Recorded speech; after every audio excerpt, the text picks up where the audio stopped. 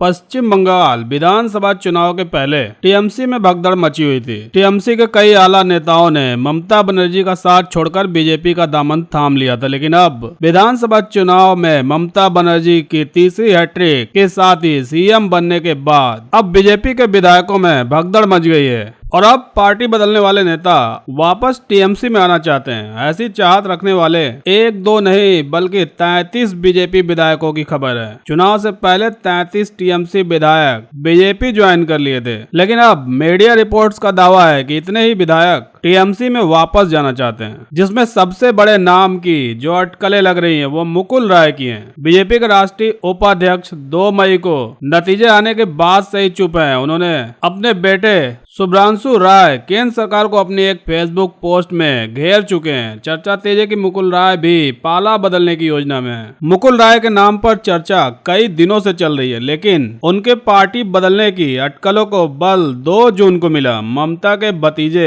अभिषेक बनर्जी राय की कोविड संक्रमित पत्नी को देखने अस्पताल पहुंचे थे। शुभ्रांशु राय उस समय अस्पताल में मौजूद थे और उन्होंने कहा था कि मुख्यमंत्री ममता बनर्जी ने भी कई सूत्रों से मां के स्वास्थ्य की जानकारी ली। खबरें हैं कि बनर्जी के जाने के कुछ समय बंगाल बीजेपी प्रमुख दिलीप घोष भी अस्पताल पहुंचे थे। वहीं 3 जून को प्रधानमंत्री नरेंद्र मोदी ने मुकुल राय को फोन कर उनकी पत्नी के स्वास्थ्य के बारे में बातचीत की। 2017 में टीएमसी छोड़कर बीजेपी में शामिल होने वाले मुकुल राय एक समय पर ममता बनर्जी के खास माने जाते थे। तो मीडिया रिपोर्ट्स का कहना है कि कम से कम 33 बीजेपी विधायक पार्टी छोड़कर टीएमसी में जाना चाहते हैं और 2 मई को नतीजे आने के बाद से कई नेताओं ने खुलकर टीएमसी में जाने की इच्छा व्यक्त की है। इसमें सोनाली गुहा और सरला मुर्मू जैसे लोग शामिल हैं। सरला मुर्मू ने कहा था कि मुझसे गलती हो गई, मैं ममता बनर्जी से माफी मांगती हूं। मुझे उम्मीद है कि वह मुझे माफ कर देंगी। अगर वह मुझे वापस स्वीकार करती हैं तो मैं उनके साथ रहूंगी और पूरी ईमानदारी से उनकी पार्टी के लिए काम करूंगी। विधानसभा के पूर्व डिप्टी स्पीकर सोनाली गुहा ने ममता बनर्जी को पत्र लिखकर पार्टी छोड़ने के लिए माफी मांग चुकी हैं। 4 बार विधायक रह चुकी सोनाली ने कहा था कि जैसे मछली पानी के बिना नहीं रह सकती, वैसे मैं ममता बनर्जी के बगैर नहीं रह सकती हूँ। बीजेपी में मेरा दम घुट रहा था, अब मैं बीजेपी से अपने सभी संबंध तोड़ रही हूँ और अब जब भी ममता दीदी मुझे बुलाएंगी मैं टीएमसी ज्वाइन कर लूंगी। पूर्व फुटबॉलर दीपेंदु विश्वास नारन ने स्टिंग टेप मामले में 3 टीएमसी नेताओं और एक पूर्व मंत्री की गिरफ्तारी के विरोध में बीजेपी छोड़ दी है। दीपेंदु ने कहा है कि उन्हें अपनी पिछली पार्टी में वापस आने की उम्मीद है। विधानसभा चुनाव में टिकट की अनदेखी के बाद विश्वास टीएमसी छोड़ दी थी। इसके अलावा कूच बिहार के निकाय प्रमुख ने भी बीजेपी छोड़ दी है। टीएमसी प्रवक्ता कुणाल घोष का कहना है कि इन नेताओं ने हमारी पार्टी छोड़ दी जब पार्टी संकट से गुजर रही थी और अब वापस आना चाहते हैं। इस संबंध में पार्टी नेतृत्व फैसला लेगा। कुणाल घोष ने कहा कि कई नेता फोन पर संपर्क में हैं, लेकिन पार्टी ने अभी इस मामले पर चर्चा नहीं की है। हालांकि घोष ने सवाल किया था कि अगर बीजेपी अच्छा प्रदर्शन करती तो क्या ये नेता टीएमसी में वापस आना चाहते। विधानसभा चुनाव के बाद टीएमसी की मेगा बैठक होने वाली है। इस बैठक में नवनिर्वाचित एमएलए, एमपी और जिलाध्यक्ष शामिल होंगे। टीएमसी सांसद सुखेंदु शेखर राय ने कहा कि हमारी मीटिंग जल्दी होने वाली है, उसमें इस मुद्दे पर भी बात हो सकती है। उन्होंने कहा कि अब किसी को भी शामिल करने से पहले बहुत सारे सवालों के जवाब तलाशे जाएंगे, जैसे जो आना चाहता है वो पार्टी छोड़कर क्यों गया था, वह वापसी क्यों चाहता है। ये भी देखेंगे कहीं ये बीजेपी की साजिश तो नहीं। ऐसे तमाम सवालों के जवाब मिलने के बाद ही पार्टी निर्णय लेगी कि किसी को शामिल करना है या नहीं। हालांकि बीजेपी के प्रवक्ता समीक भट्टाचार्य ने इसे कोरी अफवाह करार दिया। उन्होंने कहा कि जो लोग 33 आंकड़ा दे रहे हैं, मैं उन्हें 72 की संख्या बता रहा हूं क्योंकि यह दावा झूठा है। तो वहीं दूसरी तरफ भाजपा विधायक ने सिंधिया पर चंदा वसूली का आरोप लगाया है। मध्य प्रदेश के टीकमगढ़ जिले से भारतीय जनता पार्टी विधायक राकेश गिरी का एक वीडियो सोशल मीडिया में जमकर वायरल हो रहा है। इस वीडियो में भाजपा विधायक प्रभारी मंत्री के सामने एक शख्स पर राज्यसभा सांसद ज्योतिराज सिंधिया के नाम पर वसूली करने का आरोप लगा रहे हैं। सोशल मीडिया में वायरल हो रहा यह वीडियो 28 मई का बताया जा रहा है। इस दिन जिला योजना समिति की एक बैठक हुई थी।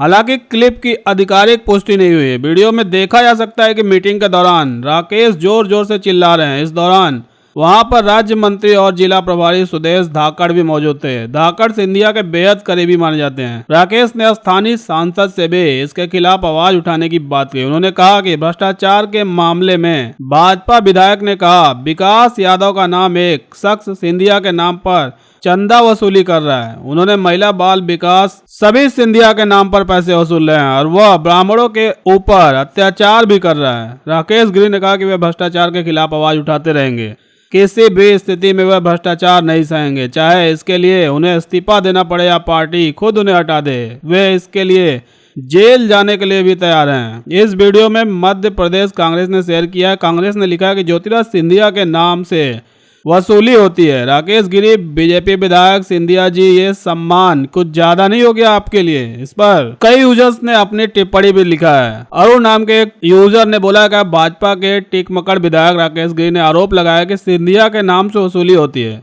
वसूली के मामले में नई बात क्या है? कुछ समय पूर्व उनके पीए का भांडेर और अशोक नगर के टिकट को लेकर लाखों रुपए लेने का ऑडियो वायरल हो चुका है। तो दूसरे यूजर ने लिखा है कि महाराज को अच्छा सम्मान मिल रहा है। भाजपा में राजनीति में दल बदलुओं के साथ ऐसा ही होता है। अब बीजेपी के एमएलसी टुन्ना पांडे को लेकर बहुत बड़ी खबर आ रही है। बीजेपी पार्टी से नोटिस मिलने के बाद भी टुन्ना पांडे शहाबुद्दीन के बेटे ओसामा से मुलाकात की है। जी हाँ, नीतीश कुमार को परिस्थितियों का मुख्यमंत्री बताकर पार्टी से नोटिस पाने वाले भाजपा एमएलसी टुन्ना पांडे अचानक शहाबुद्दीन के बेटे ओसामा साहब से मिलने पहुंचे। शहाबुद्दीन का पिछले दिनों कोरोना से निधन हो गया था। टुन्ना पांडे ने कहा है कि उनकी भी तबीयत खराब थी, जैसे ही ठीक हुए मिलने आए हैं। उन्होंने कहा कि वह भाजपा के नेता है और सीवान की जनता ने उन्हें चुना है, वह हमेशा जनता के साथ हैं।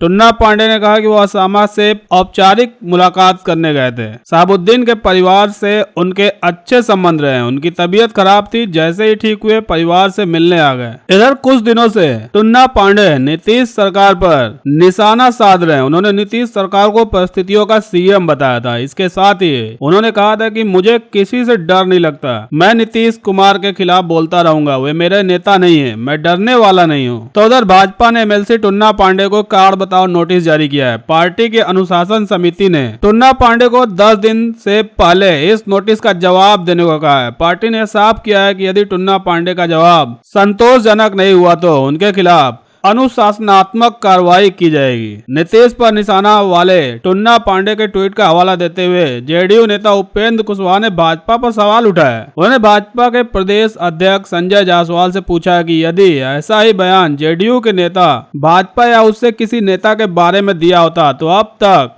क्या कार्रवाई होती। स्वास्थ्य व्यवस्था को देखने के लिए उतरे तेज प्रताप यादव सदर अस्पताल में स्थिति देखकर भड़क गए। जी हां, बिहार के पूर्व स्वास्थ्य मंत्री और विधायक तेज प्रताप यादव शुक्रवार को हाजीपुर के सदर अस्पताल का निरीक्षण करने पहुंचे। इस दौरान वहां की स्थिति को देखकर भड़क उठे। उन्होंने कहा कि यहाँ इतनी गंदगी है कि उन्हें ही रुकने का मन नहीं कर रहा, तो मरीजों की बात तो छोड़ ही दीजिए। तेज प्रताप यादव के साथ कुछ समर्थक भी मौजूद थे। तेज प्रताप यादव ने अस्पताल में घूम घूमकर सदर अस्पताल का निरीक्षण किया। अस्पतालों में बेडशीट नहीं और इमरजेंसी वार्ड में ऑक्सीजन सिलेंडर की कमी है। यह सब देखकर उन्होंने सरकार पर निशाना साधा। कहा कि सरकार पूरी तरीके से फेल हो चुकी है और बिहार का स्वास्थ्य विभाग भी फेल हो चुका है। निरीक्षण के दौरान तेज प्रताप यादव अपने विधायकों के साथ जिले के सिविल सर्जन ऑफिस पहुंचे थे, तो 10 बजे उनके ऑफिस में ताला लटका हुआ था और अस्पतालों में डॉक्टर भी उपस्थित नहीं थे। यह देखकर तेज प्रताप यादव ने कहा कि कोरोना काल में सीएम ताला बंद कर अपने घरों में और लॉकडाउन की स्थिति बनी हुई है। अस्पताल की हाल बेहाल है, दवाई की कमी है, ऐसा लगता है कि वैक्सीनेशन भी नहीं हो रहा है। उन्होंने कहा कि स्थिति बहुत दयनीय है, हर एक काम में सरकार फेल हो चुकी है। अस्पताल में कहीं कचरा है तो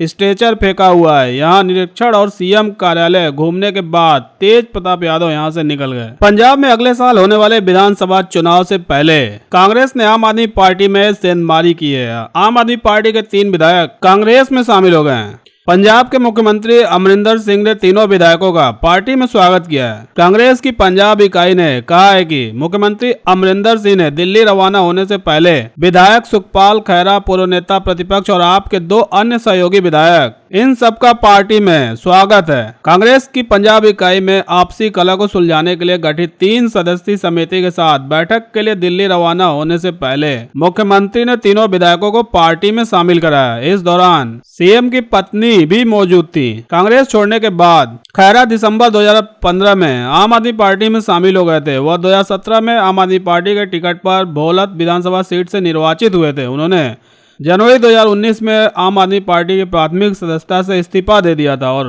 खुद की पार्टी पंजाब एकता पार्टी शुरू की थी।